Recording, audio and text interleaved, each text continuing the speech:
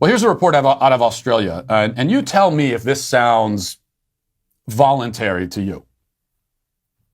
Teenagers who allegedly escaped quarantine at the Howard Springs facility near Darwin have been taken in by police following a 6-hour search. Nine's Talia Sav has the latest for us. Well, we can expect to see some changes implemented here at the Centre for National Resilience after 3 teenagers allegedly escaped. A search spanning several hours was sparked this morning after police say the group scaled a fence and fled Howard Springs around 4:30am. Authorities located the teenagers about half a dozen kilometres away. It's understood they travelled by foot and didn't mingle with anyone else. The 15, 16 and 17-year-old are close contacts of a case from the remote community of Binjari near Katherine, who all tested negative to COVID yesterday.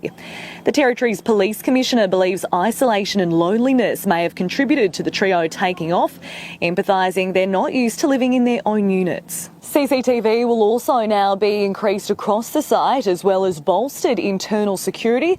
The trio are expected to face a fine of $5,000 each. Oh, you think that might be what it is? Isolation and loneliness? You think maybe?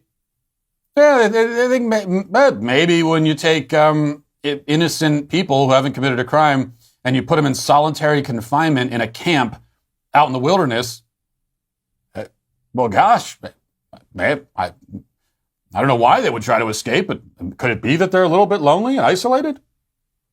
And we put them in this miserable condition and taking away all their freedoms with no justification? The police, they're speculating that that might be what it is. Did I hear that right, by the way? They tested negative. So these people are not sick. Even if they were sick, I'm not in favor of rounding up sick people and sending them to camps either. But it's all the worse when these are not sick people.